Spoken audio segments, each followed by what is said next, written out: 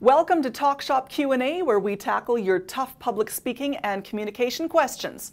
We're back in this great space, sponsored by digital communication wizards Microtech. Make sure you check out their link down below. Today, I've got a question from Suleiman that may get some of your hearts pounding. Suleiman writes, Lauren, I need your help. I'm a smart, confident professional, but when I get up to give a presentation, it's like I turn into a different person. I feel shaky and sweaty. My brain goes completely blank, even when I know my content back to front. What's going on? How can I keep my cool when every part of me wants to cut and run? Suleiman. Suleiman, thanks so much for your very honest and open question. First, I'd like to assure you that there's nothing wrong with you. You are completely normal. Lots of people, even experienced and highly competent professionals, have this kind of reaction when they speak. What you're describing is the famous fight or flight reaction.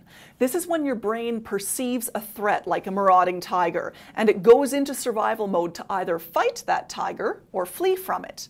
This is an unconscious reaction, and what the body does is actually super interesting. Your breathing gets faster and your heart pounds to send more oxygen and blood rushing through your body. You might get nauseous or feel butterflies in your stomach as your digestion slows to give more energy to your muscles. Your hands might shake and tingle as adrenaline and extra blood goes into your limbs to get you ready to fight. Have you ever experienced tunnel vision when you talk? That is your pupils contracting and your focus narrowing so you can more clearly see your escape route. One of the most frustrating fight or flight responses is when your brain goes completely blank. That's blood being diverted away from your frontal lobe, the thinky part of your brain, and towards the more primitive areas of your brain that will help you physically react without needing to think about it. It's almost like our brains actually make us dumber right at the time when we most need to be on the ball. Thanks, brain. Thanks. Now, why on earth would we get this response when we speak? Well, that's the caveman in us coming out. Usually when we're speaking, we're in front of several other people fully exposed to them.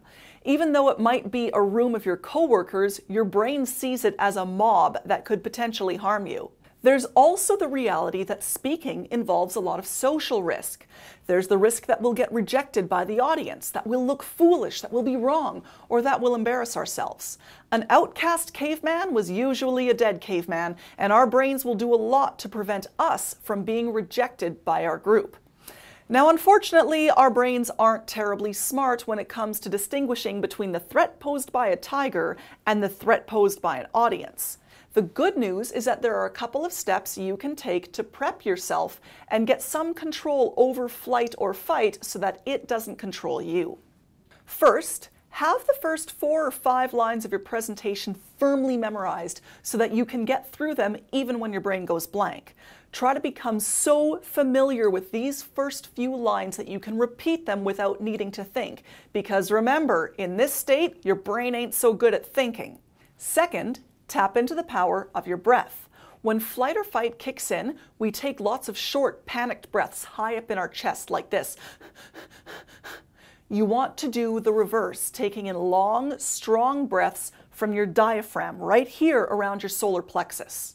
Pull the air in through your nose and deep to that lower part of your lungs. Stop when you feel comfortable. You don't need or want to tank up with air right to the tops of your lungs. That will actually just make you more anxious. Take in just enough air to feel that you're about 3/4 of the way full. Doing this slowly is key, so I want you to breathe in for a count of 5, then out for a count of 8, then in for 5 and out for 8 again and again. Do this for a minute or so before you get up to speak, and then a couple more times when you're actually standing in front of the room or at the lectern and about to begin your presentation. This breathing counteracts that fast, panicked fight or flight breathing. It slows down your heart rate and helps lower your blood pressure. The rest of your body and your brain will take this as a cue to calm down. You'll still feel a little nervous, don't get me wrong, but you'll also feel more in control and you'll be able to speak with a much clearer head. That's my advice to you, Suleiman. Thanks for your question. Now, I'd love to hear from you. What sort of weird fight or flight symptoms do you get? I get really shaky and the tips of my fingers will tingle. Share your thoughts in the comments down below, and as always, give this video a thumbs up and subscribe to my channel.